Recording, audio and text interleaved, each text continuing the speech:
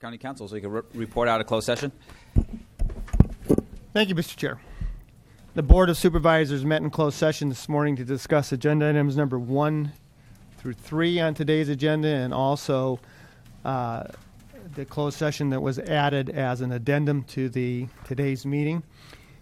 In agenda item number 1, the board conferred with legal counsel regarding anticipated litigation and the significant exposure to litigation pursuant to subdivisions D2 and E2 of Government Code Section 54956.9 in one case. The facts and circumstances justifying the closed session were the potential of additional litigation regarding the master tax sharing agreement currently being litigated in the case of Award Homes, Inc. versus the County of San Benito et al., case number CU-15-00099, and BMC Promise Way, LLC, doing business as Benchmark Communities versus the County of San Benito et al., filed in the Superior Court of California in the County of San Benito under case number CU-15-00056. At this time, the board took no reportable action in regards to agenda item number 1. Agenda item number 2 was to again meet in closed session to confer with legal counsel regarding existing litigation. This closed session is authorized under subdivisions A and D1 of section 54956.9 of the Government Code. The case involved is Award Homes, Inc. versus the County of San Benito with the City of Hollister et al., again filed in the Superior Court of California in the County of San Benito under case number CU-15-00099. At this time, the board took no reportable action on this item. Agenda number 3 was to meet and confer with legal counsel regarding existing litigation pursuant to Government Code subdivisions A and D1 of section 54956.9. This case involved BMC Promise Way, LLC, doing business as Benchmark Communities versus the County of San Benito, the City of Hollister, filed in the Superior Court of California in the County of San Benito under cause number CU-15-00056. At this time, the board took no reportable action on agenda item number 3. Finally, as to the closed session added to the addendum for today's meeting, the board met and conferred with legal counsel regarding anticipated litigation and the significant exposure to litigation pursuant to Government Code Section 54956.9 in one case. This closed session is authorized by Section 54956.9 D2 and E1, and at this time, the board took no reportable action on that item. Thank you, Mr. Chair. Thank you, Council. So at this time, we'll move to our presentations and recognitions, and I know that we have a proclamation approving and recognizing May 2016 as Mental Health Month in San Benito County. Okay. And would you like to make the presentation, Supervisor Barrios? I would be honored to do that. If I could have somebody from mental health come up and receive this proclamation. Thank you, sir. Nancy, good morning. Good morning, Margie. Good morning. And I'm wearing my ribbon, and it's never too early to show our support for Mental Health Month, which does officially start in May. The most important item, the most important paragraph that I believe is in this in this proclamation, and I'm going to read it so that the folks out in San Benito County can hear it. We must eliminate the social disparity that exists in society's willingness to equally accept mental illness in the same manner as physical ailments, allowing individuals to freely step forward and access the support and services that lead to hope and recovery. And I really feel very strongly, having suffered with that in our own family, it is very important that the community knows that mental illness is like any other illness, and you need to seek help. So with that being said, I would like to proclaim May as Mental Health Month in San Benito County on behalf of the county supervisor. So Nancy, if there's a message you would like to give to the public, please do so at this time. I'll be very brief. Thank you, Margie. Thank you. Okay. Yes, go ahead. All right. Good morning. On behalf of the Behavioral Health Department, I want to thank the board for recognizing May as Mental Health Month. As Margie said, this is a very important month for us at the department. We do take seriously our mandate to provide mental health services to our community. And in May, we actively strive to promote our mission, and that is promoting wellness, hope, and recovery for all of our citizens, but especially our clients who deal with mental health problems. It's interesting to note that a recent statistic is that half of our population will be touched by some type of mental health issue at one point in our lives. That's a fairly significant number. And so it points even more strongly to the fact, the importance of our services and promoting wellness, hope, and recovery, since so many of our population are touched by some type of mental health issue. I also wanted to, Margie's wearing her green ribbon, but I wanted to make sure everyone on the board had a green ribbon, so I brought those today Give to them to share. our clerk. Thank you. Thank you again for the proclamation. Thank you very much. You're welcome.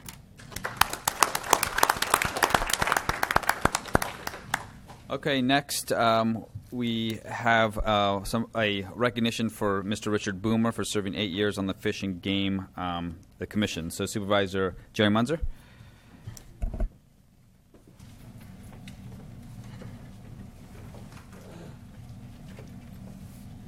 See, I don't see Richard in the audience or anyone here for him. So, not seeing anyone. I just want to publicly thank Richard for serving on the Fish and Game Commission.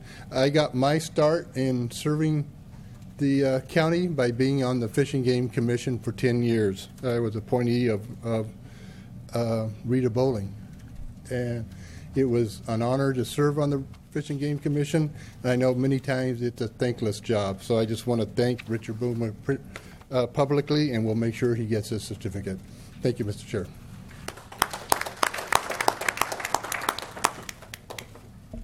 Okay, next we have Supervisor Batalla that we will be presenting a proclamation to the Chamberlain's Children's Center, which is celebrating their 40th anniversary in Hollister this May 6th.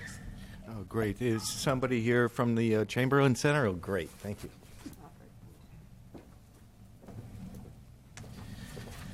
Good morning. Good morning. On behalf of the Board of Supervisors, and we have a proclamation declaring the 40th anniversary of Chamberlain's Children's Center. And as you know, and we all know, children are just so valued in our community, all children.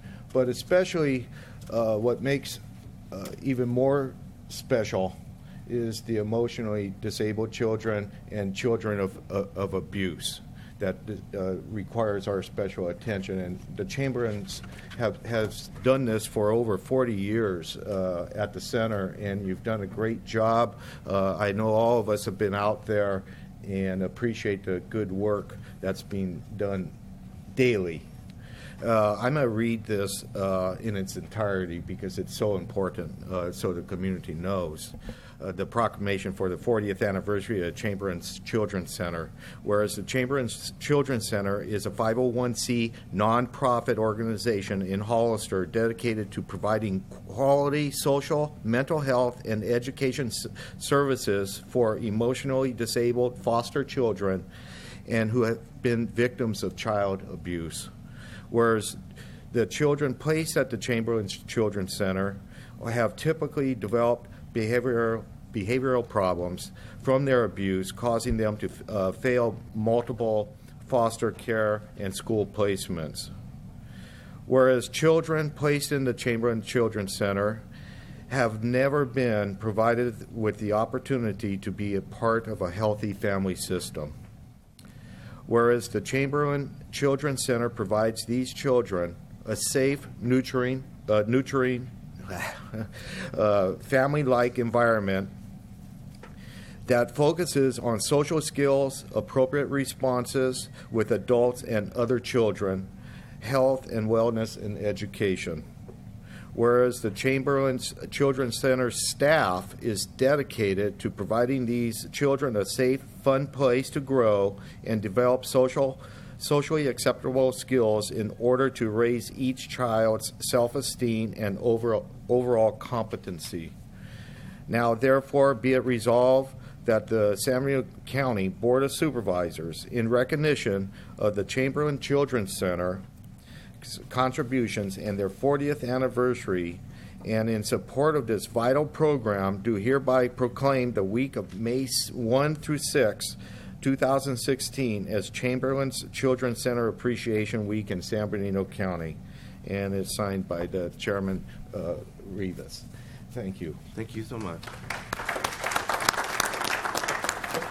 Thank you so much, Supervisor, Chair, and the rest of the supervisors.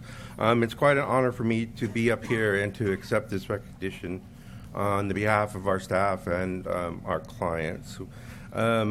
Chamberlain's is a program that shows that one citizen can really help a community. So nearly 60 years ago, in her home, Clara Chamberlain started taking in children who had no other place to go, who had real special needs, and she started that program, landed here over 40 years ago, and for 40 years, officially as a nonprofit, we've been providing those sorts of services for our most fragile children with special needs, with mental health needs, and providing a home-like environment where we could care for the children, give them the educational needs that they need, as well as the social skills and life skills that they need so that they can be productive citizens in our community. So thank you, Board of Directors. Thank you, everyone within both the Hollister and the San Benito County communities for continually supporting our program and, most importantly, supporting the children in our care. And I'd like to leave some flyers with you guys because we are celebrating on a week from Friday our Blue Jeans, Boots, and Bling Ball at San Juan Oaks. We're bringing in a internationally renowned comedian, Michael Pritchard, who is also an advocate for children, as well as local artist Shannon Grissom, and the Flashbacks will be doing the music. So we'll leave the flyers with you. Thank you all so much for your recognition. Thank you.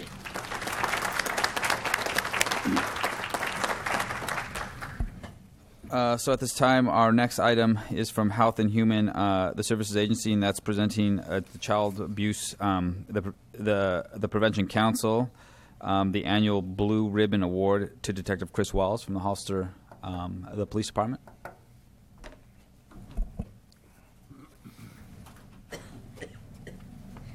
Good morning, Mr. Chair and board members. Last month, the board adopted a proclamation in which they recognize April as the Child Abuse Prevention Month. It is Child Abuse Prevention Month in not only San Benito County, but in the state of California and across the nation. The Child Abuse Prevention Council each year presents the Blue Ribbon Award during the month of April to a community member or organization who has demonstrated their efforts and interest in benefiting the health, safety, well-being of our county's children. This year, the Child Abuse Prevention Council of San Benito County proudly presents the Blue Ribbon Award to Detective Chris Hills from the Hollister Police Department, who's here today. Detective Wells was hired by the Hollister Police Department in August of 2007. Early in his career, he assisted with the Juvenile Impact Program that focused on helping troubled youth, and in 2014 began working as a detective with a major focus of his work being child abuse investigations. In 2015, he was instrumental in restarting the Hollister Police Department's Explorer program, which works with youth who are interested in law enforcement career. Detective Wells was nominated because of his dedication to working with our local children and youth and his commitment to ensure justice be served in cases involving child abuse. It is with great honor that I present this award. CAPC of San Benito County 2016 Blue Ribbon Award is to Detective Chris Hills of the Hollister Police Department for benefiting the health, safety, and well-being of the children in our community. There you go.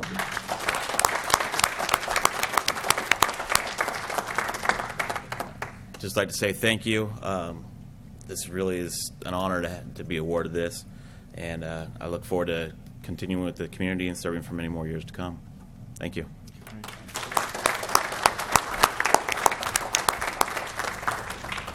Okay, at this time, we'll move to the section of our agenda for public comment. This is opportunity to address the board on items of interest not appearing on the agenda. No action may be taken unless it is provided by the Government Code Section 54954.2. Mr. Clerk. Mr. Chair, we have the Laborers Union Local 270 here.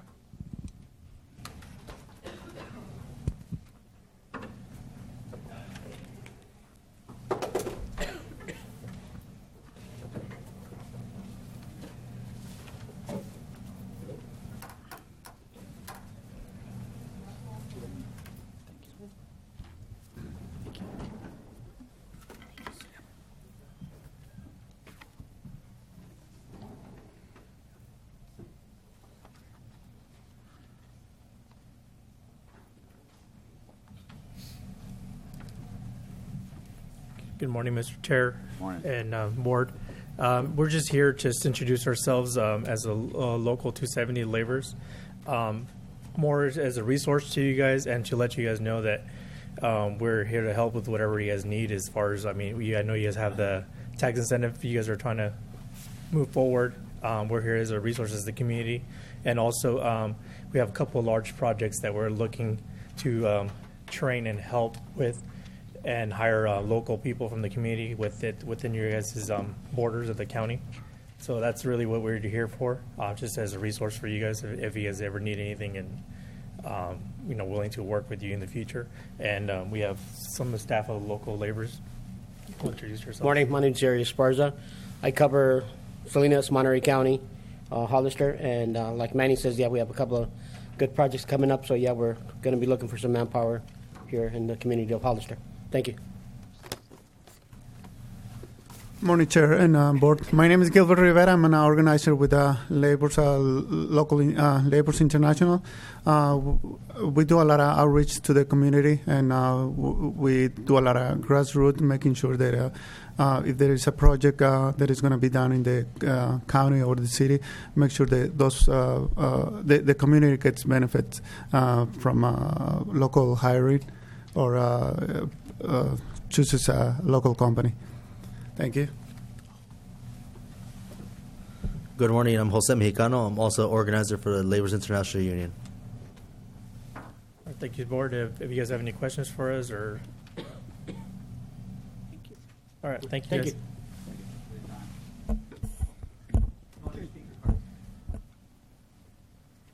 With no other speaker cards, if there are any other comments from members of the public, now's the time to do so.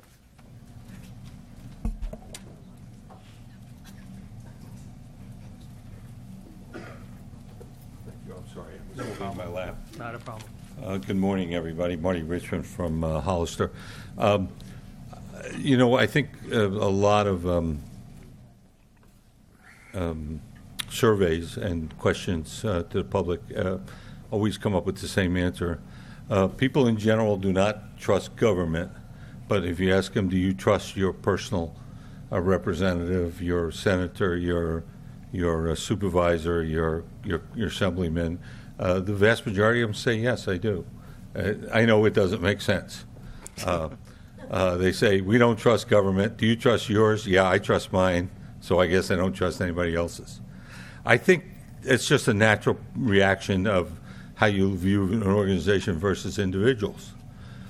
So I'm going to ask you, in support of Measure P, the transportation half-cent sales tax proposal that will be on the ballot shortly. It's just around the corner. That I would ask you, the supervisors, and I know some of you probably have already done it, but I don't track you. My GPS isn't working that good. That you personally talk to your constituents and give them your word that the money will be used as designated. After all, you will have the votes to make sure that happens as individuals and as a group, so it is a Board of Supervisors issue. But when you take the Board of Supervisors and you break it down to the voters, to those of you who are on COG and represent the board as a whole, it all comes down to individuals. You will vote.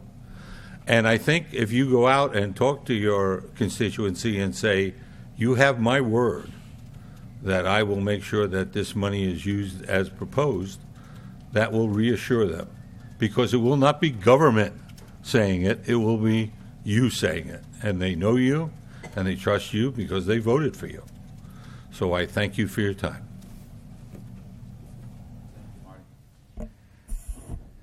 So, Mr. Snow, do you have some general comments, or are they related to any items on our agenda?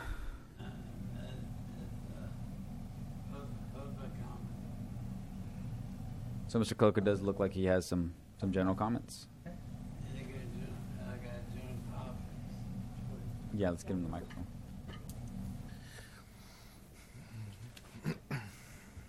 Remember, you have 3 minutes, okay? Board of Supervisors, for number one, That's Francisco Angela.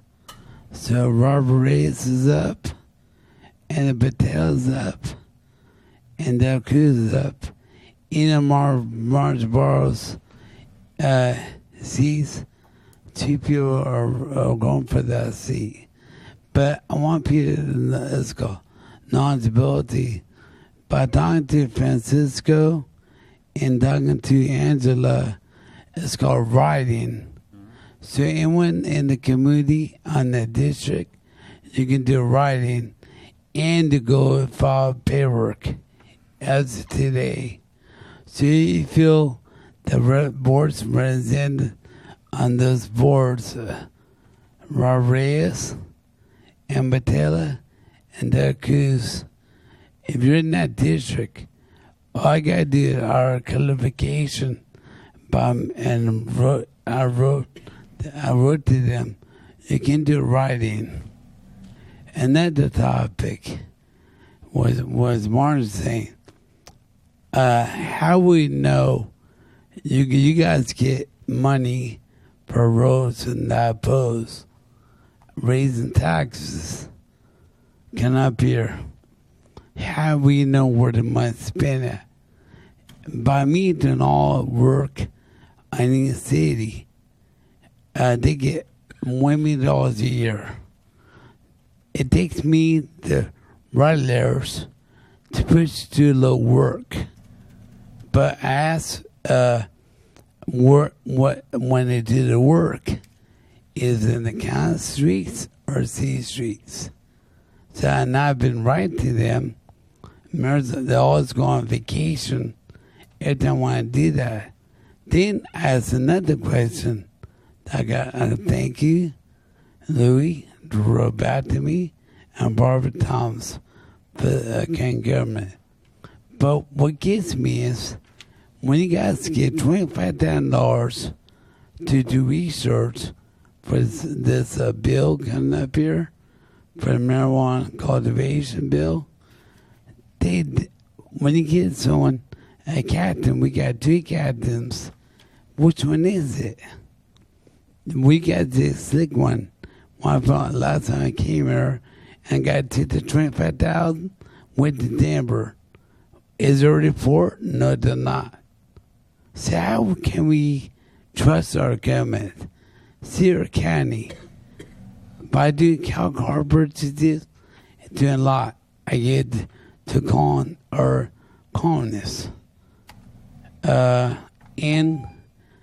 Mr. Snow, if you can wrap up. I get them rubber real quick. So as you can appear, I oppose the Measure P. Vote no. Thank you. Thank you for your comments, Mr. Snow. At this time, are there any other comments from members of the public? Seeing none, we'll move on to item E, which are our department head announcements. Mr. CAO. Thank you, Mr. Chair. Yes, we have one announcement coming out of administrations. We have Sarah De Leon here to give your board an update. Just a quick update, supervisors, regarding San Justo Reservoir and the presentation I owe you.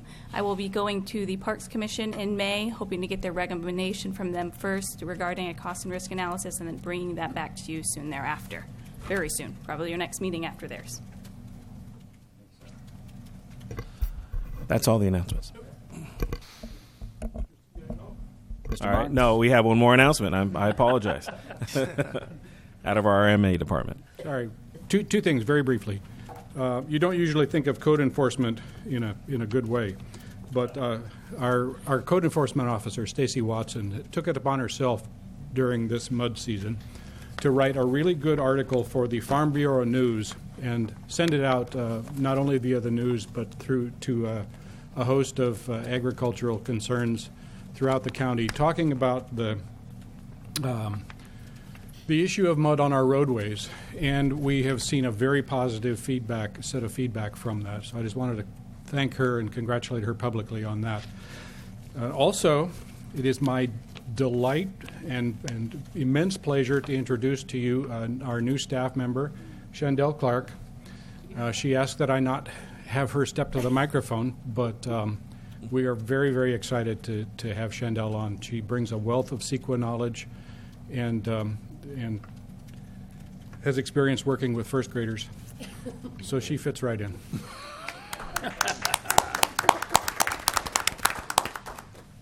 Okay, at this time, we'll move on to board announcements. Start to my left, Supervisor Barrios. Yeah, thank you very much, Mr. Chair. I did attend the Area Agency on Aging Advisory Council meeting. It was held in Capitola on Wednesday, the 20th. And one of the things that came out of that, and I'm hoping that someday we may be able to implement it here in San Benito County, is that seniors in particular are not always savvy or want to be involved with computers, and they would rather have something handheld that they can flip through, such as a senior guide. And that would be a guide to provide services that provide senior services in San Benito County. And so Santa Cruz County, I believe, published 4,000 of these such guides. And I'm hoping that maybe at some point San Benito County can take that on because it's important. I know through Jóvenes de Antaño, that is a good resource for seniors, but that's not the only place. There's doctors' offices, there's clinics, and there's other places that seniors frequent that would be a very important thing for San Benito County to provide for them. So I just want to throw that out there, and hopefully we can get that rolling at some point in the future. Thank you. Thanks, Supervisor Barrios. Supervisor De La Cruz. Yes, sir. Two things, Mr. Chair. First one is we had the audit committee, Supervisor Munzer and myself, with Joe Paul and the accounting department, and some of the questions that we talked about, that we discussed, was a management report from our CPA, and one of the items that was brought up was that the county auditor / treasurer oversight committee has not met in a while, and I think that committee needs to start meeting again. And it was a recommendation. I was hoping that Mr. Chair that this committee can start meeting again. And it's not part of the Board of Supervisors. It's more of the treasurers and some of the public schools of education. So I was wondering, Mr. Chair, if we can direct Ray to look into and restart the oversight committee. Yeah, I believe that's the oversight, the committee that we've been trying to implement for quite some time. If I may, Mr. Chair, I believe that this particular one, and maybe Joe Paul Gonzalez can discuss this a little bit further, but there's by statute, I guess there's a committee, a state statute that we need to actually, and I think you're probably right. I think that's a great idea. I think I had recommended the idea back in 2011. Yeah. The government moves a little slow, but we certainly can. I'm certainly an advocate for that, and let's go and do that work. I mean, sure. Mr. It's Chair, an important committee. Thank you. I appreciate it because it was a letter from our CPAs, and we pay them good money, and they just wanted to make sure that oversight committee can meet again. Absolutely. Thank you. And then the other item, real short. First of all, thank you to the board for making a proclamation for the Honorable Sam Farr. On May 5th at San Juan Oaks, there will be a function in his honor at 5:30, and the charge, believe it or not, is $20.16, which represents the last year of his service to the community. Thank you. What time? 5:30, May 5th. Thank you, Supervisor. Supervisor Munzer. Thank you, Mr. Chair. The Board of Directors for the Association of Monterey Bay Area Governments met for its monthly meeting on 4/13, and staff gave an update of their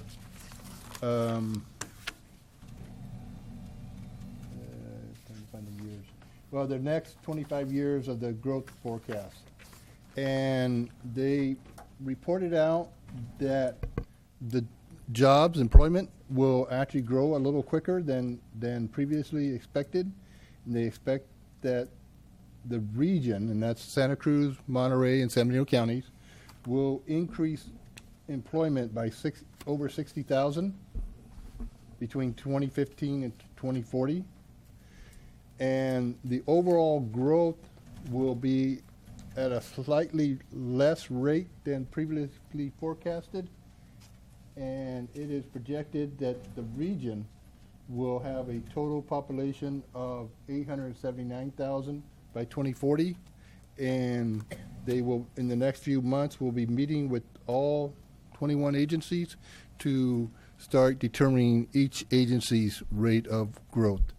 And we'll be reporting out that towards the end of the year. Okay. Thank you, Mr. Chair. Thank you, Supervisor. Supervisor Botello. Thank you, Mr. Chair. I attended an RCRC meeting last week at beautiful Willows in Glenn County.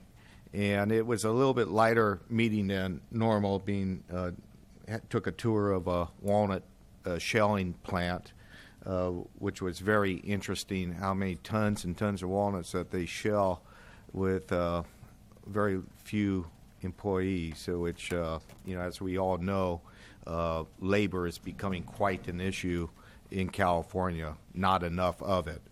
But anyhow, it was an interesting tour, and the meeting, which we had on Thursday, the next day, RCRC informed its member counties that they're going to have a new electronic action alert system, and they're going to use it sparingly, only when we need to take an action on something.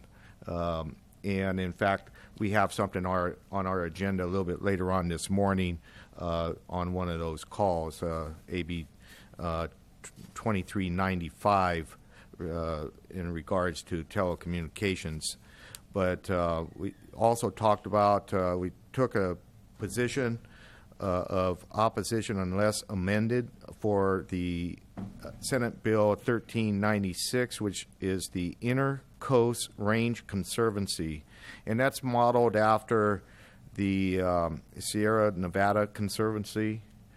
Not so much that RCRC was opposed to conservancies, but as far as local representation, we're looking for a little bit better balance between state appointees and county appointees or local control.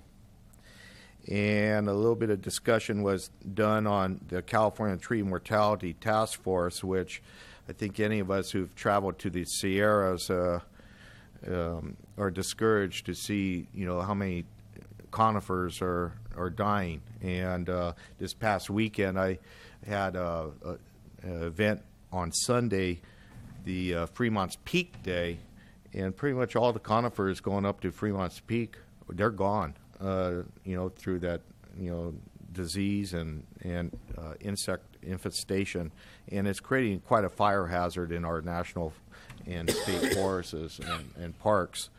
So it's something that is really sad to see. And there's a task force that's facilitating tree removal in 6 counties and in high fire hazard zones, but it's very minimal.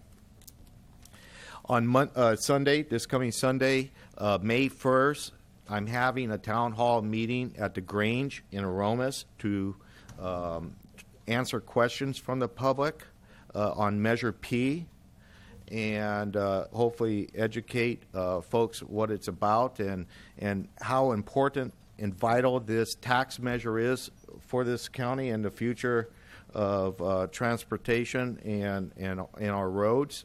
So anybody who is interested in attending that meeting, it's at 5 o'clock at the Grange in Aromas on Sunday afternoon. And everybody's welcome.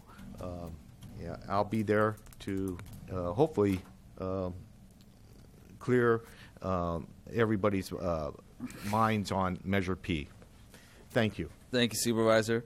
I have a couple of announcements. The first announcement is at our previous meeting, we had a lengthy discussion about the homeless building and whatnot. And at that meeting, I questioned the involvement of one member of our the business park in particular, Ken Lindsay. I have since met with Ken Lindsay, and unbeknownst to me, he's been very involved. And so I told him I would use my time to issue a public apology to him by questioning his involvement or lack thereof. My second announcement is I want to thank our staff, Ray Espinoza, Brent Barnes. We had an issue almost in my district, or I think it's in my district, or maybe a little outside my district. Very rare that we have any issues in my district because my area resides within the city. but it was an issue with some graffiti. And I really want to thank our county staff for going above and beyond. They went out there and got rid of it within an hour or two of the call I made. So I really want to thank Mr. Barnes and Mr. Espinosa and all of the county staff that was involved. That was extremely efficient, and I'm certainly very appreciative, and all the people that the graffiti affected are very appreciative as well. So thank you so much. And so moving on, we'll move on to our consent agenda. Items, as you'll note in the agenda, we have items 4 through 9, and then we have 3 additional items that were added to via the addendum. So at this time, are there any items that any member of the board wish to pull? Number 9, Mr. Chair. Number 9 by Supervisor Barrios. Any other items? And I'm on number 9 as well. It's 2 for 9. Anyone else? Supervisor Munzer? No. Any members of the public that wish to pull any item on the agenda? Now's the time to do so.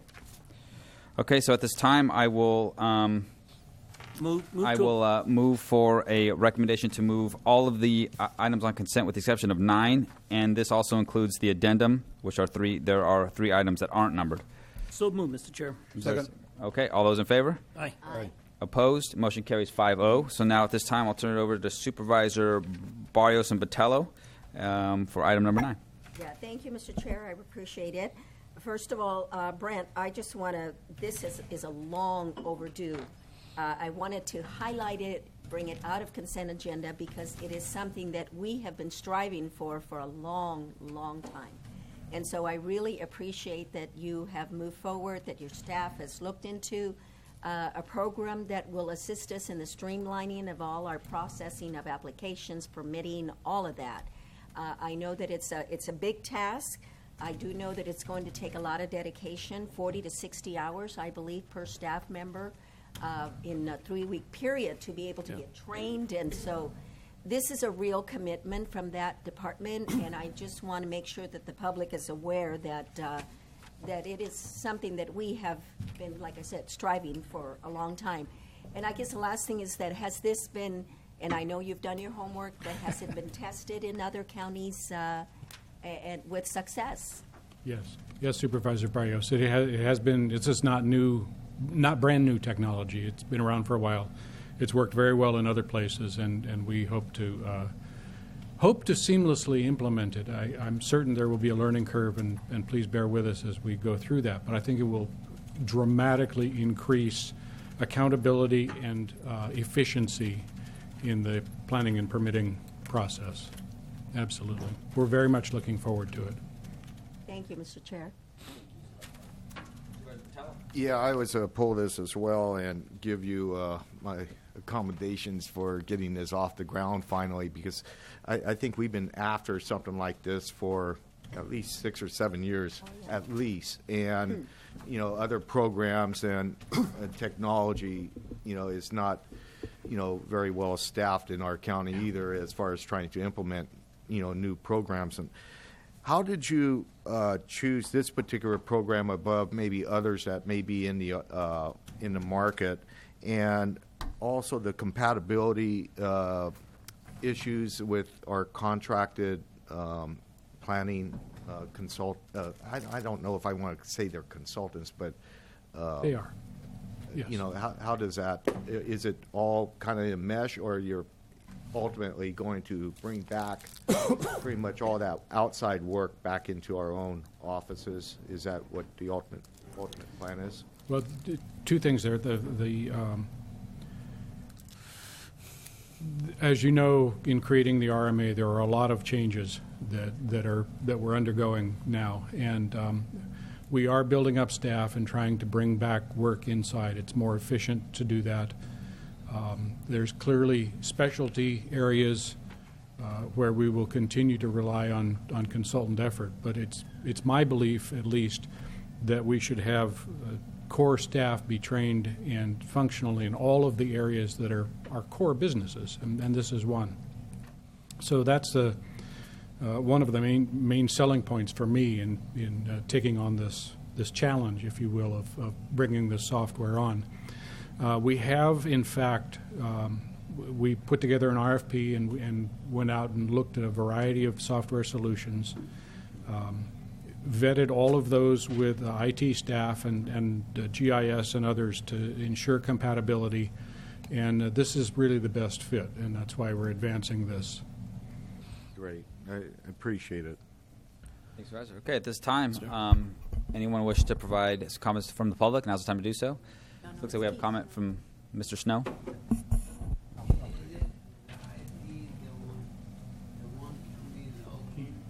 It's not IT. Is that the IT company, the consultant in Oakland, California? I believe not. No, this item specifically is specific to software in our resource management agency. What? See, if you look around software, I know TI and IT and computers that can get software cheaper and high efficiency is very professional. So and I wrote the Brett, but he never wrote back. Over there, the one that Louis gave the email here in the county, but the law resources out there streamlined and then had get out there never marking in different kind of ways. A lot cheaper out there because there's a lot of technology out there. Thank you. Okay, at this time, if there's anyone else wishing to provide comments, now's the time to do so. See none, I'll bring back to the board for decision. I will make a motion, Mr. Chair, to approve per staff recommendation. Second. Okay, there's a motion and a second. All those in favor? Aye. Aye. Opposed? Motion carries 9-0. I'm sorry, 5-0. That was item number 9. Moving on to our public hearings, go to item 10 through our County Administrative Office. Mr. Espinoza. Thank you, Mr. Chair. Yes, this is an item that was continued from our last meeting on April 12th. The meeting was hearing the implementation of library facilities development impact fees. Today, we're requesting your board to adopt a resolution approving the library facilities impact fee study and imposing the fee. Introduce ordinance establishing the library facilities development impact fee and amending Title V of the San Bernardino County Code and waiving further reading of the ordinance and accepting introduction and continue to May 10th, 2016 for adoption. So we have Sarah De Leon as well as our Assistant CIO, Barbara Thompson, here to discuss this further with your board. Yeah, so just as CAO said, this is the ordinance adding Article 14 to Chapter 5.01 of Title V of the San Bernardino County Code pertaining to the library facilities impact fee. And we're asking you to open the continued hearing that was continued from last time and adopt per staff recommendation. Okay. At this time, are there any questions from members of the board? No. Okay, I'll open up to the public. Any questions from members of the public? Okay, see none? Wait, there was... Oh, Mr. Snow, do you wish to provide comments on this item? Okay. Thank you.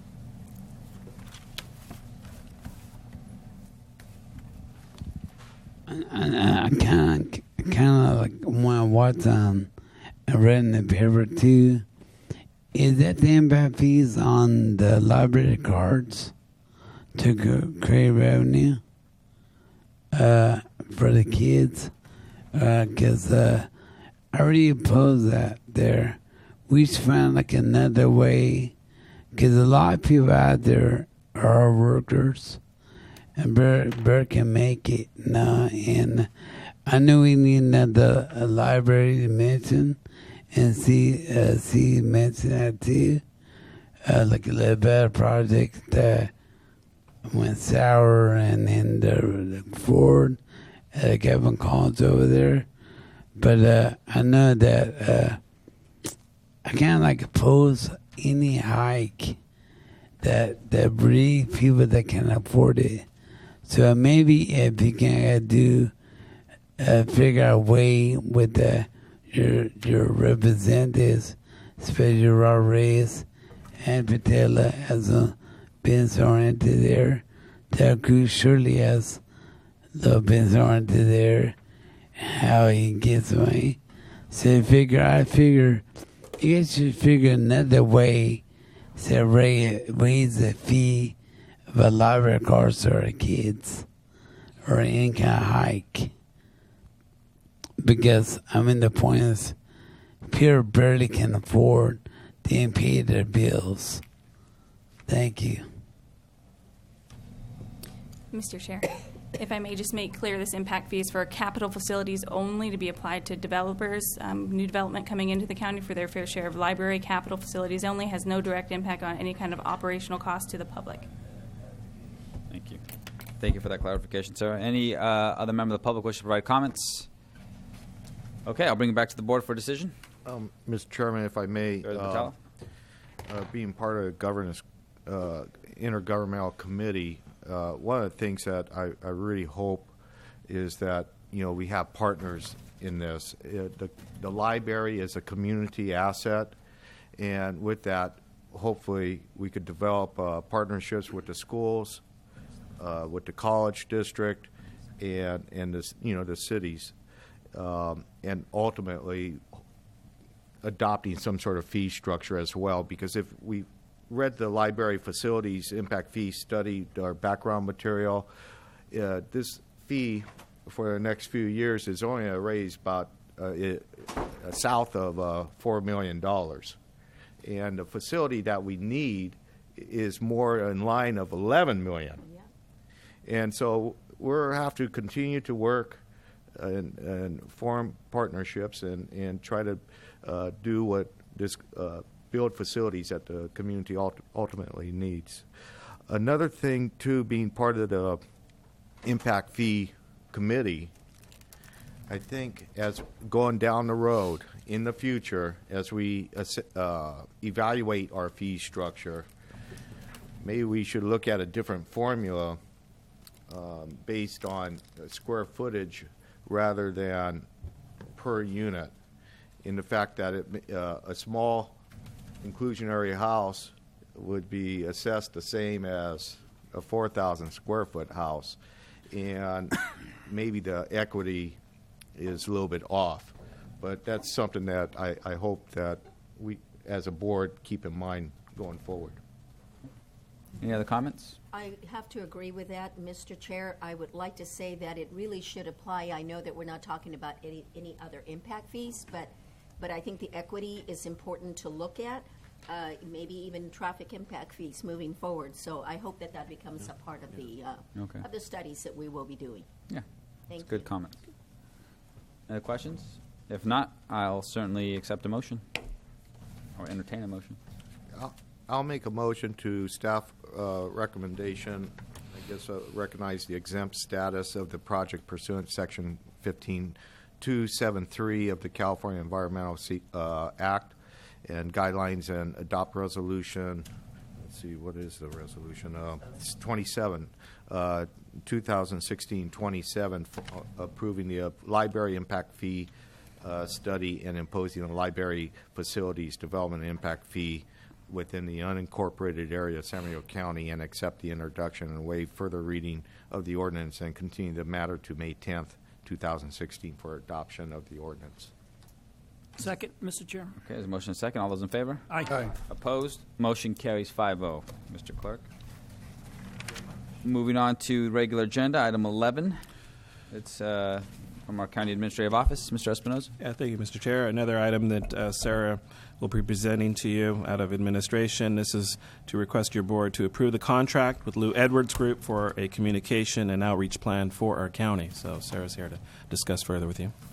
Good morning. Let me get myself organized here. Okay.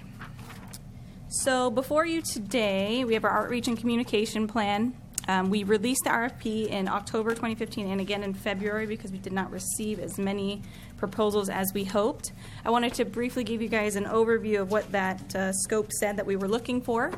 The first was to design and implement new communications and outreach information materials, programs, and mediums for the public to learn about the county's programs, services, and funding needs.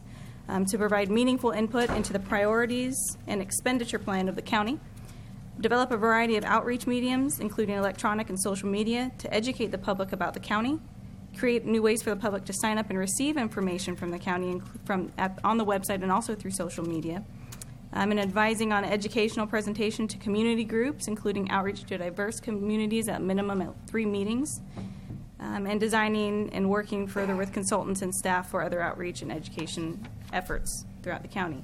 So what you have before you, and we do have the ad hoc committee who's made up of Supervisor Margie Barrios and Vice Chair De La Cruz. They had actually reviewed the proposals. We received 3, as I stated. The price ranged from about $42,000 to $55,000 among the 3 vendors or consultants. If you turn to attachment B that you guys should have been provided through the NOVA system, you'll see that the professional services from about May to October is approximately $30,000. It's a $1,000 mark for any kind of out-of-pocket expenses, and we've also included 2 mailing productions or 2 physical copies to be presented to the public, mailed out specifically.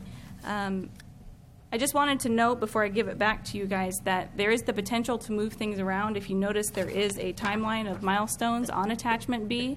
If there is anything that you are not maybe enjoying, if the price is too high, this is your opportunity to let staff know what the cap is that you want to look at to spend on something like this, and then staff can go back through the CAO and negotiate with the consultant of what more specifically we might be looking for. So if there's any questions, I'd like to give it back to you guys to talk about that. Mr. Vice Chair, if I could, as part of the committee, I want to say that hands down this was the contractor that came up with the most, what we, Supervisor De La Cruz and I felt was the most professional. They've had a lot of success in other jurisdictions with assisting during elections and educating, and they offered the most flexibility. So we felt very comfortable coming forward to presenting their contract to you. So yeah, Supervisor. Perfect. Any other questions from members of the board? Yeah. Reading the scope of services on mailers, I'm not sure how many mailers we would ever send out. It would be probably on extraordinary circumstances to try to get the public engaged on an issue and all. But it stated in there somewhere a figure of $12,000 for development of the mailer, or does that include the mailer itself to send it out, or is it just kind of a conjecture of a figure? I didn't think that it was as high as 12,000, Sarah. I thought it was lower than that. It was, Supervisor Barrios, originally 7,000, but we had projected for a June time period, but in November would include further mailings because of further turnout for that election month. The services, as I understand, include the design portion of it, and then the mailing portion. It's the middle folding and stuffing of all of the things with their machinery is the $12,000 amount. Okay, thank you. Any other questions from members of the board? At this time, I'll open up to the public.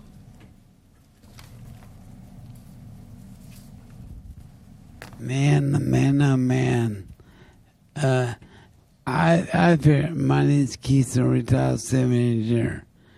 I went, I know that Cruz Martin know this, with the also Victor Gomez and the city of Ulster. Money mean they'll keep $52,500 for the same company. A week before it's on the agenda, I did research in Oakland, California. That company, Edwards, wherever, and I called them up over and over again. Do you know what they had? Answer service. When I was a little kid, my own company, my uncle, all my family, I owned Benz. I owned Benz before. Same thing is a scam. Because for a fact is, when you guys okay things on the agenda, like the city, I met city manager, Bill, I wrote to the mayor, I mentioned to the city, on Monday on the 18th county council meeting, right? And know what they did? They okayed it. But by doing all the research 1 week advance and did look into this kind of using kids, education, elections, right? Wherever it does, the CEO Lou Edward, the company, never wrote back. So for a fact is, you can do flip flop on the computer, but that's a straight up scam. So you guys want to key this right here, and I did research like I'm big in my city. You guys don't do research. See, Margie, you know, Nassau, and Doku, you Victor Gomez, right? You guys all work together, three amigos. But the point is, right, what gets me is embarrassment for the city, for our county and city to not do better transparency research to look in these companies that call up. I get phone calls, veterans, CHP, sheriffs, people scamming, Charter Communications last week on the 13th, barging on my door trying to buy my contract. I mean, peace support and all Okay, that. Mr. Snow, if you can wrap up, please. I guess all I'm telling you right now, oppose this, to not key this. Look over more before you guys made this decision. It's a scam. I'll call them up, all the insurance sheet, and they never call back. I give my email Thank you and for your everything. comments, Mr. Snow. We have to move on. Okay, any other comments from the public? Okay, at this time, I'll entertain a motion from the board. Move for staff recommendation. Is there a second? Second. Okay, all those in favor? Aye. Aye. Opposed? Motion carries 5-0. Thank you. Okay, moving on to item 12, County Administrative Office, Mr. Espinoza. Thank you again, Mr. Chair. As your board is aware, this item of office hours came up at a prior board meeting. We presented to your board hours of operations. This was in 2015 for the preparation of 2016. And multiple departments, including but not limited to the assessor's office, the recorder's office, clerk's office, increased office hours. One of the questions that came up from your board was concerning the tax collector and treasurer's office not opening up its doors on Friday or additional hours mirroring similar offices such as the assessor's and the clerk recorder's office. The concern that the tax collector treasurer had was that she needed to fill some more positions that she needed to fill to reach her remaining FTE allocation. So her current allocation, just so the board's aware, pre-recession was 6, and in 2013 was 6 employees as well. And today she has 6 allocated by your board through board budget adoption through FTE count.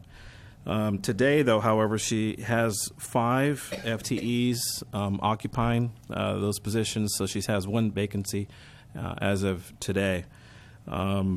I also wanted to make the board aware that administration has assisted her office. I've allowed Melinda Casillas, she's our management analyst, helping out with budget to assist this office, especially when she had a need.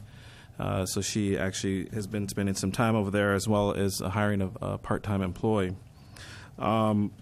So with that, your board did ask at that particular meeting to come back after about a quarter, 3 months or so, 3 or 4 months. So today we're here to discuss office hours with your boards. We've actually given you multiple options to choose from, and I just wanted to let the board know that you can discuss the potential of opening up more or keeping status quo.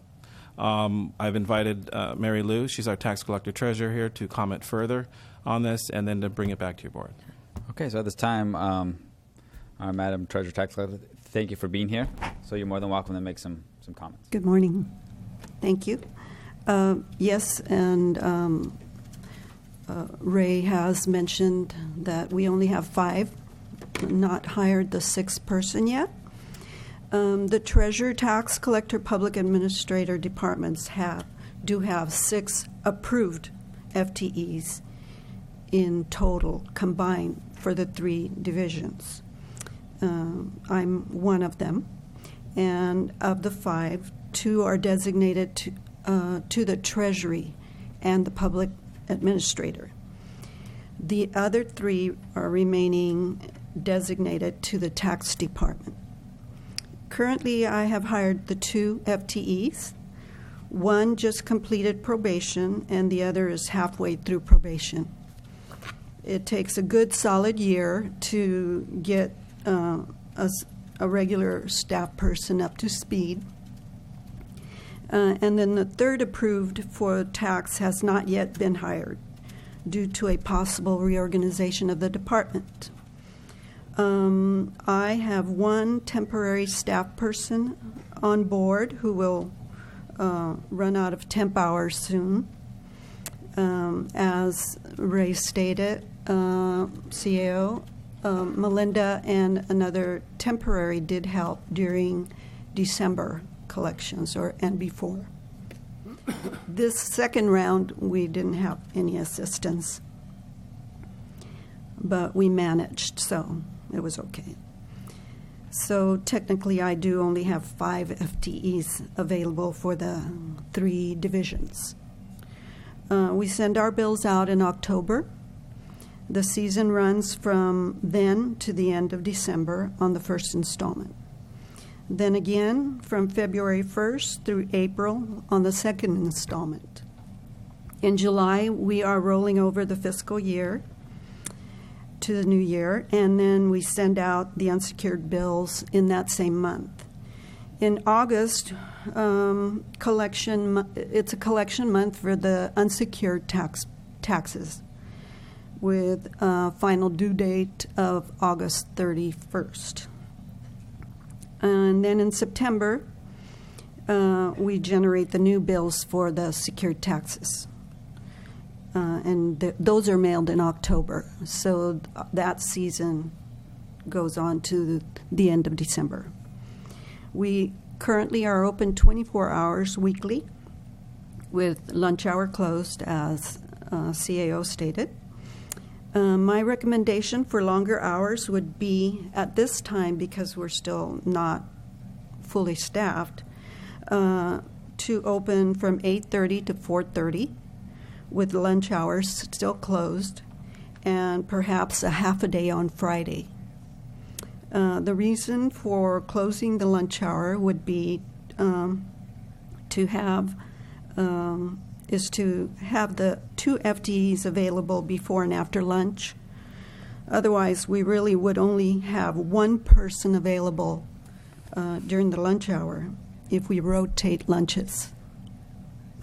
And then closing Fridays is really to catch up the back office work, to post all the payments that we receive, send letters of deficiency or corrections, generate the tax sales, send out additional notice reminders for both secured and unsecured taxes, prepare the discharge of accountability that we haven't done for the past 10 years, produce and record the liens for the unsecured taxes, balance the payments and journal entries to the megabyte system, the tax system, address customer requests for lot line adjustments, mobile home tax clearance letters, major and minor subdivision tax clearance letters, address any bankruptcy assessments, set up and maintain installment plans. And these are only a few of the things that we have to do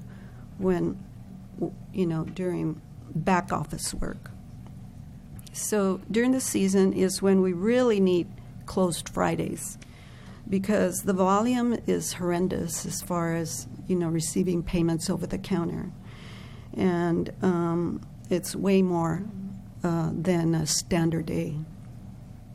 The staff group is still very much in training, and it takes, like I mentioned, a solid year for the average person to, come up to speed. Administering 3 departments, training all the new people from the bottom up with no experience in government and property tax collection, and completing all the processes to get done in the tax collectors has not been easy. Vacation's really unheard of. I have been giving up much of my time back to the county, and because of the fact that the staffing is inadequate, not the staffing, but the number of staff is inadequate for the department. I would like to recommend that we open maybe from 8:30 to 4:30, Monday through Thursday, and a half a day on Friday. This would provide 32 hours open to the public for walk-ins until the department is fully staffed. A fully staffed tax office would be 4 FTEs besides myself. This would allow us to be proactive rather than reactive, because that's how the operation is at this time. And this would also include a second management level position to assist the department head. And that's my presentation on the hours. And thank you for that. So at this time, I'll bring it back to the board. Supervisor Patello, this was your recommendation. So thank you. I appreciate your description of your duties at the tax office. I don't think anyone can argue that you have a lot of responsibilities, but I'm having a hard time. All of us, all the departments, have a lot of responsibilities. I wake up in the morning and there's a ton of work to do, and I understand. Yeah, and really, I cannot. When we were going through the recession and laying off people, I think the public had an expectation that services were going to be diminished, and now we're trying to bring back our staffing levels to where they were previous to the recession. And I don't feel we have that excuse. I think personally, as one supervisor, I think the office needs to be open from 8 to 5, including lunch, because people want to pay their taxes during their lunch hour that they're working, and that might be the only time that they're able to do so. What I'm being very dependent on, with all of our department heads, is, management practices and working with the CAO and describing what we need to be at that functionable level. And, I'm at the point where either we get there or we have to look at how we do business, as we have in other departments and consolidated departments, so we have more rank and file resources available to managers. To add another manager in a small office doesn't make a whole lot of sense to me. I'd rather see people working that window and being available to the public. So I'm inclined to support, an 8 to 5 schedule and get those people on board, and hopefully it doesn't take a year to teach them how to collect a check from somebody that wants to pay their property taxes. There are lots of options for the public to pay. And we have a door slot. They can drop their payment in there. They can do it before and after hours, leave it in there, and we process it the following day. There's credit card, debit card, e-check. They can do that online. I understand, I realize what you want, but with the number of staff. Plus, I mean, other departments have increased their staffing. My department has not. I've not had extra staff. The assessor and I think recorder upstairs, they have their hours open longer, but they have many more staff people on board. Well, if somebody like me is slip a $20,000 check into a door slot, I'd rather have a receipt walking out the door. Well, you can always check online to see if it got posted. So really, there's a lot of options. You can just get online and look. Did she post it or did they post it? It's there. Supervisor Munzer, you have? Yeah, thank you, Mr. Chair. I don't remember, I don't know if the CAO can help me, but I remember it was either at the beginning of the fiscal year or at the beginning of the calendar year, we had the discussion of bringing all the offices back up to their pre-recession hours. And we heard these issues from this office, and we gave you, I believe, 3 months, 6 months, something, to hire the people you need and get the office back up and full time. I believe we have done our part. I received phone calls on Friday before the deadline of paying the tax bill. And I think it's now time, as Supervisor Bertello said, to have the office open full-time, back up to 45 hours. I just want to mention one thing that I don't know if you are aware that I lost all the staff in the tax collector's office. Completely. I was the only one on board with a temporary. So during this 1 year period, I've been trying to train new staff. It's not the other staff that was on board. So, I mean, had they been on board, yeah, we could open the office a little longer. But this is not staff that is ready just yet. Thank you, Mr. Chair. Go ahead and open it. Are you okay with that? Yeah, I'm okay. Okay, at this time, I will go ahead. And Mr. Snow, I see your hand, so right now I'll call for the public comment, so you'll certainly have your opportunity. So let's call for the public comment. Do we have any items for this? We don't have this speaker. Okay. Okay, Mr. Snow? Sure.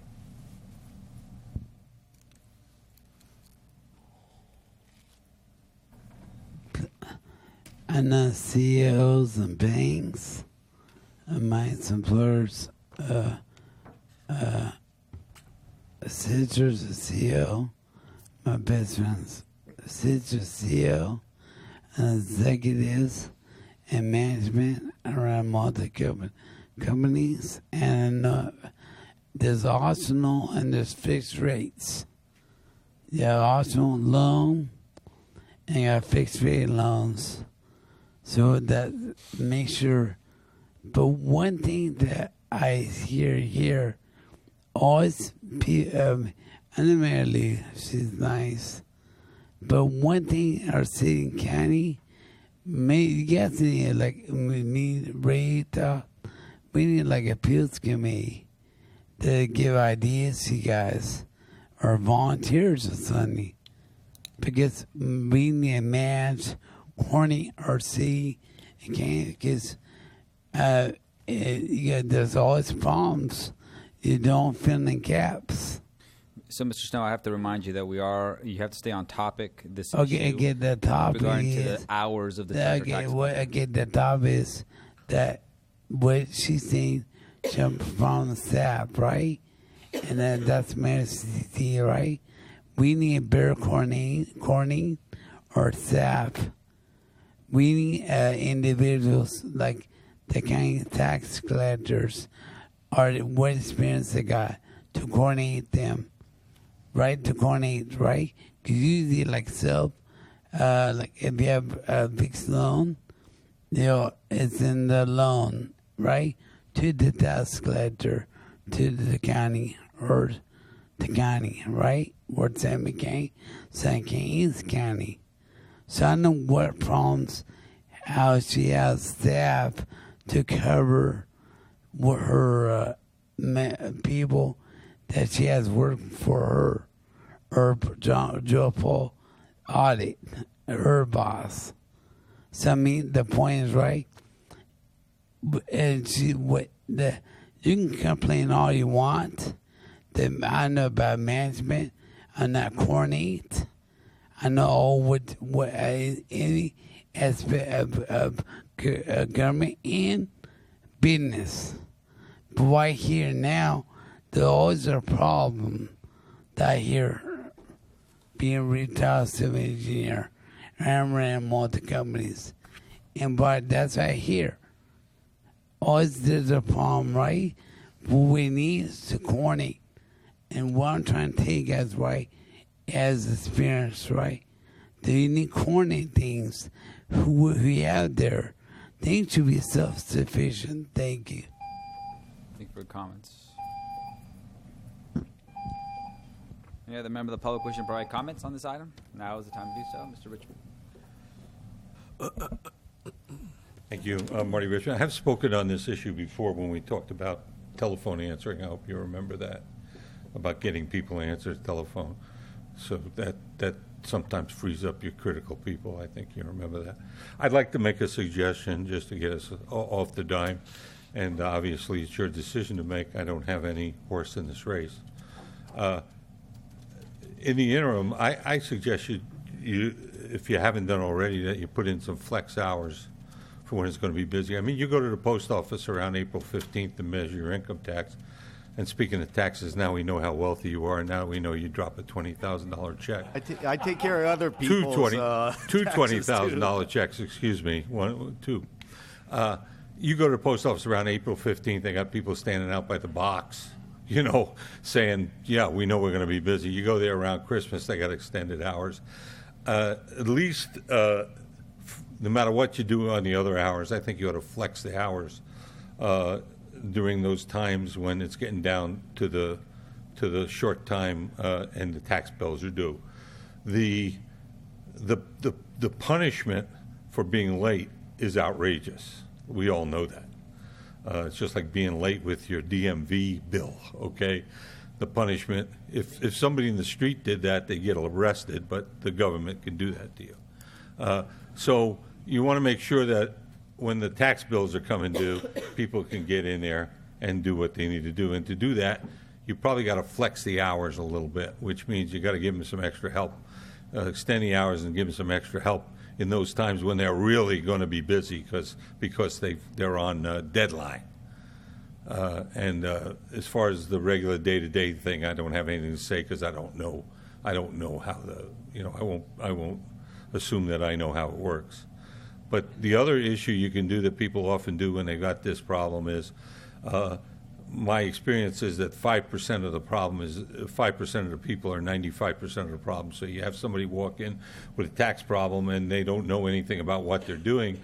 It's just like at DMV, they wind up standing in front of the counter for an hour or 2 hours because they didn't even do step one. So if we could get a list of what that is, maybe we could put out some education information. We just paid somebody $55,000 to communicate with the public. Maybe we can communicate about getting ready to pay your taxes or getting your tax bill straight ahead of time, So that would be money well spent. It's just some ideas that maybe can solve your problem in the interim while you're looking for your other employee. Thank you for your time. Okay, at this time, any other members of the public wishing to provide comments? Now's the time to do so. Seeing none, bring it back to the board. Mr. Chair, if I could. Ms. Barrios. I called Mary Lou last night and talked about this at length, trying to figure out, okay, what can we do, what is going on in the office to explain why the office has been closed as it has. And I understand it. She lost some people to retirement, maybe a couple people. So we understand all of those dynamics. I would like at this time to take her recommendation for opening Monday through Thursday, 8:30 to 4:30, and close during the lunch hour and open half a day on Friday, but only until October the 1st. That'll give her 6 months to continue to train the new people that she has in there, to perhaps hire the 6th person that is still out there pending, and then come October 1st, when the season starts with the tax bills, and I believe it's October 1st, maybe it's October the 10th, and at that time then open up like all day, Monday through Friday, whatever the hours we decide should be. Okay. So that's my recommendation. Thank you for that. Supervisor Dela Cruz. No, I don't have any comments at the moment, Mr. Chair. Okay. I as well, if I could make some comments, I received calls and, from members of the public, because although, I myself, I pay my property taxes, I don't have to step foot in the office. I just mail everything or do it electronically or call my lender and have them take care of it through an escrow account. But everyone is very different, and sometimes they do have to speak to a representative in that office. And the comments, I think, hit home. If somebody is late and it really falls on us because the office was closed and they didn't have access to the office, those fees are pretty, excessive. And so we certainly don't want to hold it against our local taxpayers, and we certainly want to give them, as a local government, in my opinion, we want to give them every opportunity to speak to our local government employees, and with the employees within this specific department, we want to give them every opportunity to express themselves and get the assistance they need. So I also think that we should, I'm leaning towards option 2, which is immediate reinstatement of a full-time schedule. According to the staff report, it looks like a Monday through Friday, 8 to 5, open at lunch. But certainly, I think if there is a way to flex something, maybe from now until October, I think that we should work with staff, or staff can work with Mary Lou to see if we can reach some kind of agreement. To see if something is doable. Yeah. So, are there any other comments? Yeah, I appreciate Supervisor Barrios' suggestion. To bring in a couple more people. It just doesn't happen overnight. But even if there's 5 now, I don't see why 2 people can't go on lunch at 1 and 1, or 11:30 and come back at 12:30, and the other 2 could go off on lunch at 12:30 to 1:30. The water district is very successful doing that, and I just feel that our customers are the taxpayers, and I've been in that office where during tax season there's people lined up out the door, and it's raining, and they're in the rain wanting to pay their taxes. And we don't know what the circumstances are, why they don't do it online or hadn't set the check in 3 weeks earlier. Maybe it's just cash flow for some people. I know it could be anything. But, I certainly am not opposed to giving some sort of leeway as far as implementing the 8 to 5 right today, right now, but it really needs to be done before October, and I think it could be done before October, and training staff. You start with somebody with the most easiest jobs, maybe sitting at the window giving receipts to taxpayers as they come in, and eventually move that person along so they're trained in every aspect of the office. But I honestly think we got to go with the 8 to 5 and have that expectation county-wide. It's probably not just the tax collector's office. I have that expectation county-wide. And I feel if we do anything less than option 2, we're going to be right back here in 6 months or October, whatever date we set, because this is where we were 6 months ago. And we extended the time to be able to ramp up to open the office full-time as we asked all the other departments to do. And I too am leaning towards option 2. Thank you, Mr. Chair. Okay. Are there any other questions, comments? At this time, I'll entertain a motion if there's one out there. I know that staff has presented us with a number of options from options 2, 3, 4, 5. Option 5 was a variation that could be talked about by our board, and obviously the other variation was the one proposed by our treasurer tax collector, which I believe was a schedule of, was it 9 to 4 or 8 to 4? 8:30 to 4:30. 8:30, 4:30, closed lunch, and then half day on Friday. Right. I myself, as I mentioned, would like to just go with option 2 now. Open full time, and then let's get the office open, and then maybe the treasurer tax collector could meet with our CAO and other relevant staff to try to work something out. And I think I hear Supervisor Munzer's on in favor of that as well. So I'll entertain a motion. Yeah, so I would move to adopt resolution number 2016-28 using option 2. Option 2. Second. Okay, there's a motion and a second. Call for the question? Yes. I'm sorry, call for more information? Yes. Does that go in effect immediately, or does it go in effect? I wasn't sure when that would take place. Maker of the motion? I would refer to either the CAO or the deputy county counsel. You could have it, and you could have it effective immediately, or you could have it effective at some point in the future. Yeah. How about May 1st? First. So the motion would be to adopt resolution as drafted with the amendment that it be effective on May 1st. Yes. Does the second accept that motion? Then we will make that change to the resolution. Okay. Any other questions or comments? Okay. All those in favor? Aye. Opposed? No. Okay, motion carries 4-1. This time we'll move to item 13, County Administrative Office, Mr. Espinoza. Thank you, Mr. Chair. This item, again, was an item that was presented to your board during a prior board meeting, actually during the board retreat concerning technology and technology within the county.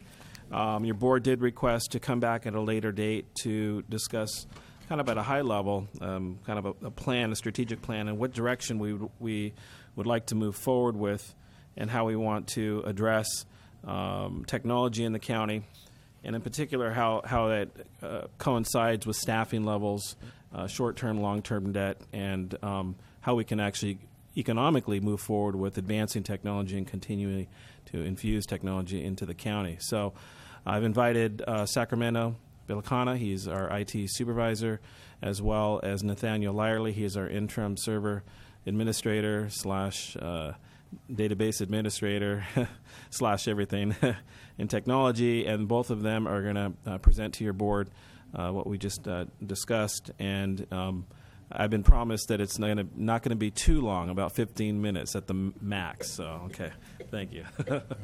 Louis, start that timer. Thank you very much. Good morning, Chairman Rivas, Board of Supervisors. Again, my name is Sacramento Villicaña. I am the IT supervisor for San Benito County. I'm here this morning to present to you an overview of our information technology infrastructure and our recommendations moving forward. The Information Technology Division is committed to excellence and ensure business of government is efficient and providing an infrastructure system that is reliable, long-term, financially viable, and secure. In the past couple of years, IT Division has struggled to provide the quality of work and security due to limited number of staff, aging hardware throughout our IT infrastructure. Over the past few years, our infrastructure has become outdated, unsupported. Therefore, the county has become more exposed to cyber attacks, spam exposure, and system crashes. This ultimately results in employee downtime and impacts public services. Nathaniel Lyerly, our database administrator, will share with you a high-level overview of our current IT infrastructure. Good morning, Chairman, Board So our infrastructure is made up of hundreds of devices, connecting more than 1,000 nodes, printers, computers, other equipment, across dozens of networks. Infrastructure is like a car. It's when things go wrong, not if. The infrastructure we're running on is out of warranty, and despite having been very reliable, it will continue to suffer failures. As parts of our network lose support, we must replace them. Doing so during an outage costs us exponentially more. Productivity is the most valuable asset we as a county manage. Investing in infrastructure protects our ability to serve the public uninterrupted. With an IT cost here in San Benito County of almost a quarter what some other counties spend, we have been great stewards of the resources provided. So throughout our research, we have identified a rough cost per employee amount in comparison to other counties that are in similar size. Cost per employee is the operational IT budget divided by the number of county employees. Calaveras County, approximately cost per employee is $3,750.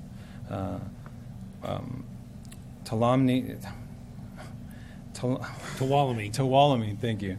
Tuolumne County, its approximate cost per employee is $4,056. We've even looked at larger counties such as Riverside. Their cost per employee is $3,859. Are you wondering what's our cost per employee here at San Benito County? $50. We're currently spending $1,100 per employee.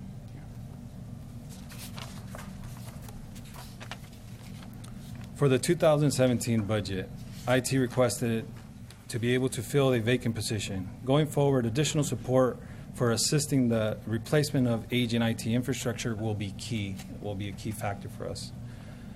While the overall county IT staff has not dropped, we have added additional departments and services.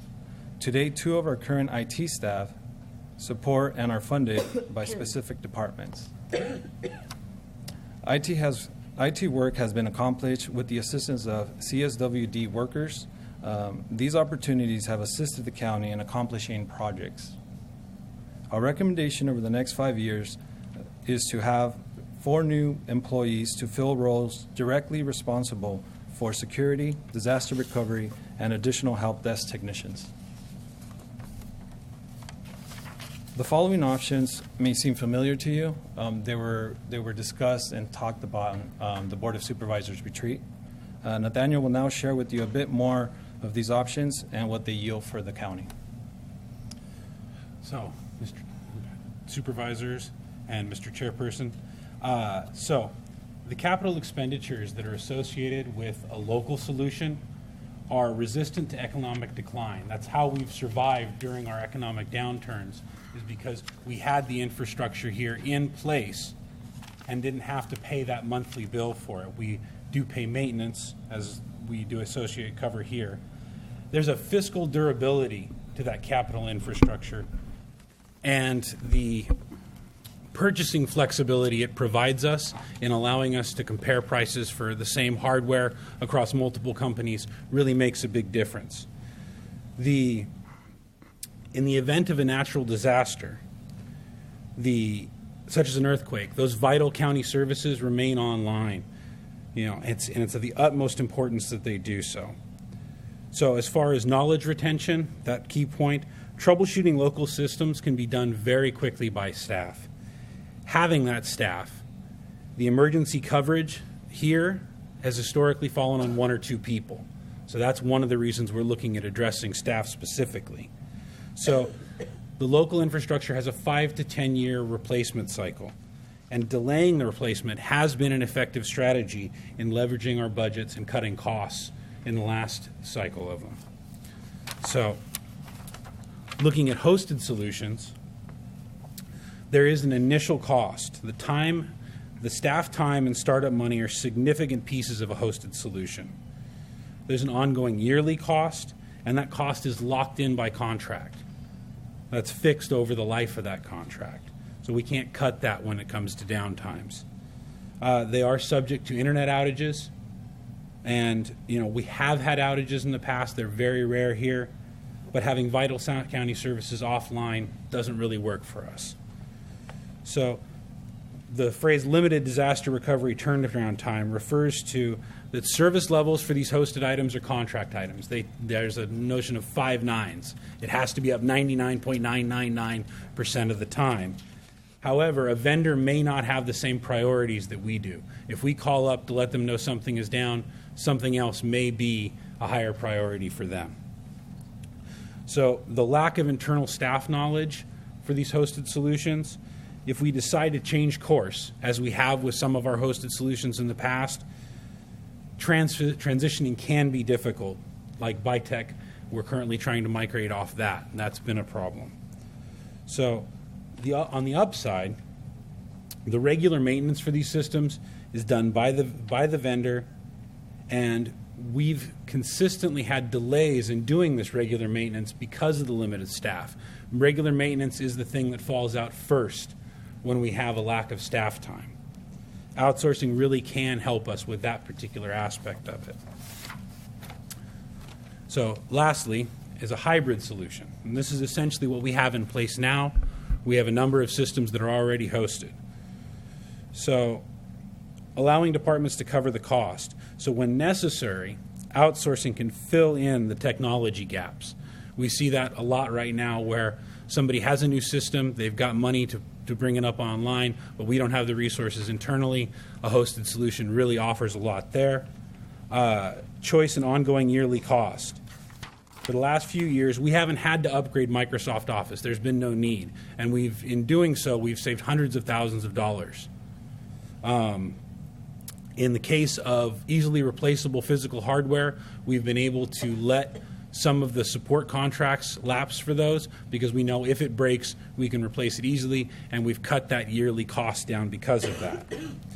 It allows us, the hybrid solution allows us maximum flexibility in deployment. On a project-by-project basis, we can determine the best approach. The disaster recovery capability in a hybrid approach is greatly increased. We can replicate our most important servers in remote locations so that if there's something that happens here, if we have a natural disaster that affects the whole county, we can have those vital services still available for the county to pay its bills or the public to access information. So the vital public safety services are a key question when it comes to hosted services, and a hybrid approach allows us to keep those things that are mandated, the public safety stuff, in-house, secure, and all settled. So IT infrastructure is like a car. You can own, lease, or rent it. A hybrid approach allows us the maximum flexibility when making decisions. So our recommendation, having done the research, our recommendation for county IT is the hybrid solution. As you can see, hosting our storage and backup, county-wide voice over IP system solutions, increase internet connection for the county to 100 megabit, wireless access points throughout the county, replacing premise-based infrastructure such as switches, upgraded SAN, a VPN, and virtual infrastructure.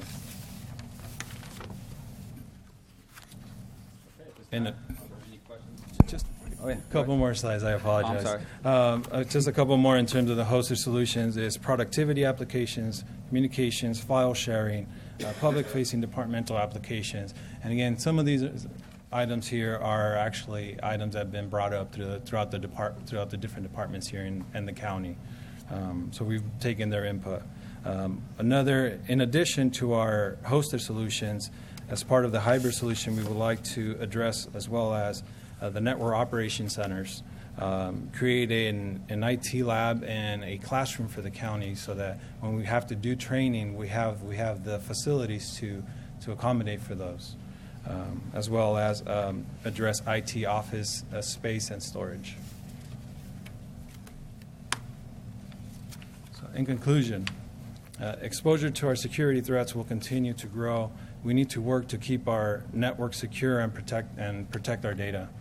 Ongoing investment in infrastructure and training is essential to maintain access to vital services in our growing community. So, next steps. We would like to hear from the Board of Supervisors. IT team would like to develop and present a detailed layout of a 5 to 10 year strategic plan, including a cost analysis of the plan and direct impacts. We have currently requested for quotes and recommendations from our vendors. Seeking outside input, we would like to work together with other local agencies to compare strategies and solutions. As part of the 5-year plan, we would like to meet with department heads and identify their IT needs in the coming years. Any questions? Any questions from members of the board? It looks like a very hefty plan, so to speak, because we do have to make sure that we have the money to plan for a 5 to 10-year plan. And we also have to make sure that as we do that, that our current infrastructure is secure and that it meets the needs of our, of the departments. So we kind of have double duty here that we have to really start thinking about. And so I think it's a great idea. You know better than anybody what kind of plan is best for San Benito County. But I guess my biggest concern will be the threat of safety, which happens every single day, so that we need to have those things upgraded constantly, and that we have the efficiency within each department to run the departments as they should be. So, Mr. Chair, I think we have an IT committee to look at this and plan with you for the 5 to 10 year plan. So I recommend that we continue that path. Right. Yeah, and the one thing that I'm impressed with is when you look at other counties and they certainly have the staff and the resources. And here you guys go above and beyond with very little staff and whatever few resources that we can muster up here. And we're certainly very appreciative as a board. I know any time that I have an IT question or needs, you guys answer right away. And so that efficiency is really important, I know, not only to me, but to all of us. Any other questions or comments? Supervisor Batalla? Yeah, I think this presentation has been a long time coming. I thank you for putting this together for the public, and we do need a plan to go forward. We can't set aside monies and develop goals where this county needs to be without a plan. Right. And so I like Supervisor Barros's suggestion to work with that committee, and so we could keep stepping forward. When I first got on this board, there really was no IT department. They gave us our agendas in about 2 binders that were about that thick. And we've come a long ways. I've been really impressed county-wide and what you've been able to do with the number of staffing, because when I was doing my research for this particular position, I saw that our deputy sheriffs were understaffed per 1,000 and the miles of that they have to patrol. But I also looked at the IT department and came up with those numbers as well. And we're very fortunate to be where we're at. And it took a lot of work for a number of years. And so I appreciate that. And let's keep the momentum forward. Yeah. Any other questions or comments? Mr. Chair, my input is that let's move on it. I support the concept. I know it's dollars spent today. It's worth the investment, because down the road it's going to be more expensive. And it's the intangibles that a lot of county employees' work, becomes more efficient. I hate it when I'm doing a software project and it just drops on me. I hate to call my iTech support guy. So, it's not a bad thing. It's just that I just prefer to be doing the work than worrying about, what software am I using to make sure it works. So you got my support on it. Thank you. Thank you, Mr. Chair. I think you've heard before. Come back with recommendations, either working for the IT. Mike, I'm not sure if you have your mic on. So what I was saying was, I think you've heard from this the board, you have our support. What we need from you is through the IT ad hoc committee, come back with some recommendations, come back with some prices, and don't know if we're going to be able to give it everything to you in one budget cycle, but we definitely want to work towards what you need. Thank you. Thank you, Mr. Chair. Thank you, guys. Thank you. So at this time, Thank I'll open you. up to the public for comments. Thank you. Mr. Snow has a comment. Mr. Snow, yeah. Scoot over.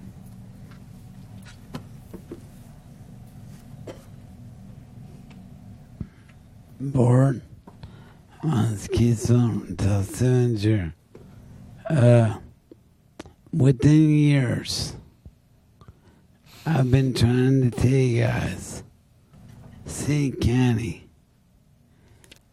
I know your hard drive to hold all anything clouds power. You don't lose no data. But I know TIs that consultants, right? What are you doing now? Like they're doing the translation, right? Our goal is, I know how much money you guys waste. I know how much money, like me, years I lost one computer by hackers.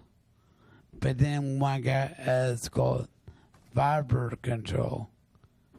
I'd submit to Louis, I meant to Matt, I meant to Marge Burrows over there, and to Patella,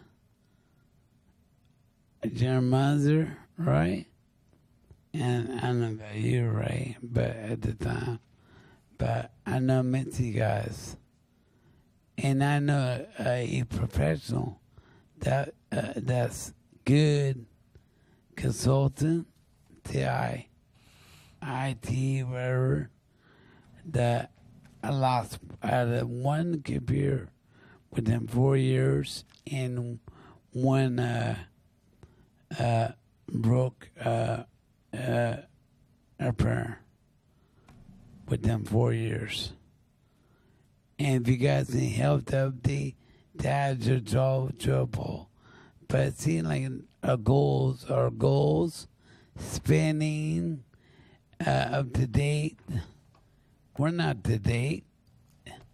We're, it sees back 2010. Here on the 2000, where do you get that from? But up to date, had reprogrammed a computer technology. This is 2016 right now. Our dad's way back. We need to go forward with professionals. And that's what I'm trying to get at. You can keep going back. But I know professionals. I know organization. I know goals. I know pre-planning, preparation. So the point You is, can right? wrap up, Mr. Snow.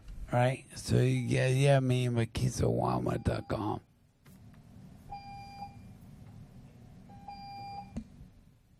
Any other comments from members of the public? Seeing none, I'll bring it back to the board. I don't believe that this item requires any action. No. But we certainly will work through our IT, our committee, and through our CAO's office. So an invitation that we would like to make is for all of you to take a tour of our facilities and get to know our infrastructure and what we have and what we're working with. Absolutely. So, anytime and at your convenience. So thank you, Chairman, for your times. Board supervisors, thank you. And thank you, guys. Thank you. Appreciate it. Okay, I know we are near lunch. It's been requested that we go ahead and move with item 14, but certainly I'll pull the board if you guys want to entertain that. We have one no from, or do you want to go to lunch, or is it okay if we hear number 14? No, we just do it right now. I'm okay with 14. Okay. Yeah. Let's. So we'll move on with item 14. which is from our Board of Supervisors. I'll turn it over to Supervisor Botello to introduce the item. Thank you, Mr. Chairman. I had some concerns on Measure P about one of the projects that was on the list, and I was even having difficulty with the description and the necessity of the project in the Anzar Aramidas Carr Road area. And so I thought that given the concerns from the public and really the necessity of that project in the broad scheme for the tax, I think it would be wise at this point in time to delete that off of the expenditure plan. And I'm available for any questions. Other than that, I'm sure Ms. Thompson is too. Any questions from members of the board? No. Staff? Anything? This is just presented for the board's consideration to clarify the list of projects that would be included should the measure pass, and it's asking that those roads be listed off of any list of current projects as well as be deleted from the list of projects should the measure pass. Okay. I believe there's members of the public. Okay, so at this time I'll entertain any comments by members of the public.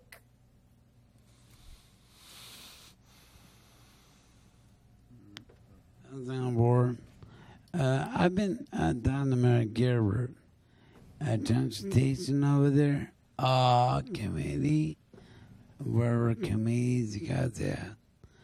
And one thing is, I know that County Chamber Conference at luncheon for 20 people over there at Jackson Oaks for $20 a plate luncheon. Mayor and all of them heard there when the reason $4 were for over there on Wednesday. I know you guys went to it. But on the Measure P, like I tell you, I oppose raising taxes. With the figure that I've been asked her to send me an email, she never sent me an email yet. I called on the phone, I talked to her multiple times. Do you understand? So, Mr. Snow, I have to remind you to stay on topic. This is specifically related to this resolution. Talks about specific projects that are mentioned in the measure. And the projects, the $4 million on Highway 25, the projects on any, I ain't talked to your souvenir, right? About how civil engineer, right? I'm a child souvenir. He, like I talked to Louis, when I talked to him, over there, Forrest, your civil engineer, he did not know nothing about civil engineer, what dams, the bridges, to be a civil engineer. I did certificates, and I know about retired civil engineering, right? And about roads, he did not tell me no aspect, knowledge of a civil engineer. And that's your civil engineer at the county of San Ben County. The guy. Here, your employee. Didn't know. I'm trying to get, and I told Louis, I'm trying to get America to send me that request. I'm doing it, never does. I mean, it's ridiculous. That communication of citizens. Mr. Chair, I'm not sure that this is on topic. I just wanted to. Yeah. And Mr. Snow, we've got to stay on topic. Okay, I'm trying to stay on This topic. specific agenda item. Okay, we're on item. If you send me the copy of the reports, thank you. I just wanted to point out to the board that because the project would be conducted in the county, it asks that the Board of Supervisors be notified before it be added back onto a future list. Excellent. Thank you, Barbara. Any other member of the public wishing to provide comments? Now's the time to do so.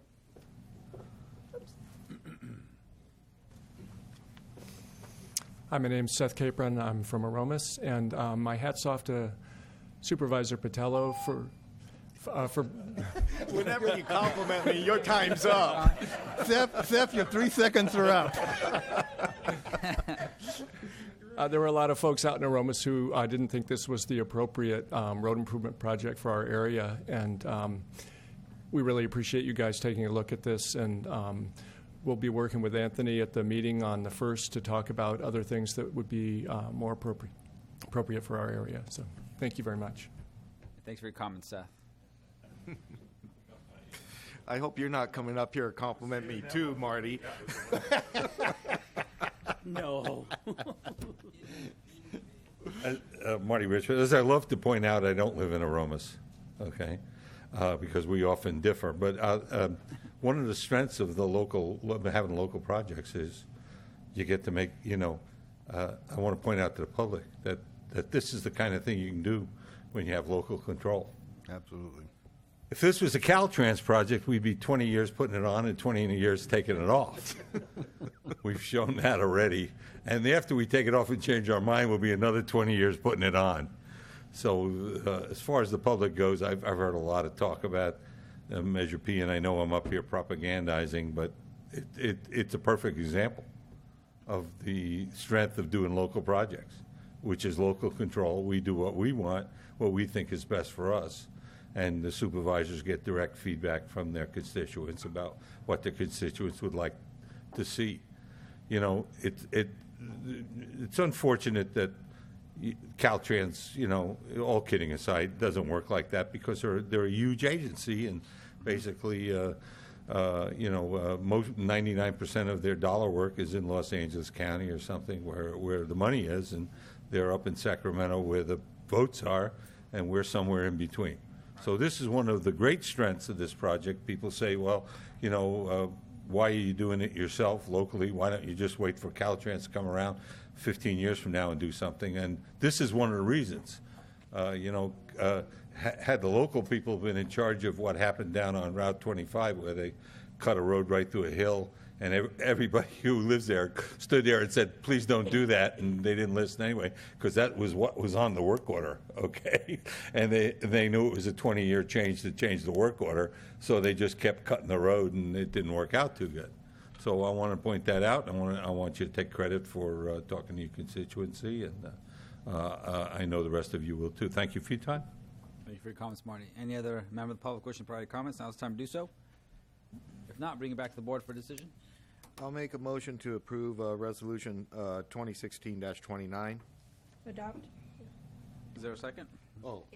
Adopt resolution. Yeah. Okay. So we have a motion and a second by Supervisor Barrios. All those in favor? Aye. Opposed? Motion carries 5-0. So we'll break for lunch, be back at 1:30 to hear item 15 and an item that is on our addendum from the council's office. And then we have one more item in closed session. So see you all at 1:30.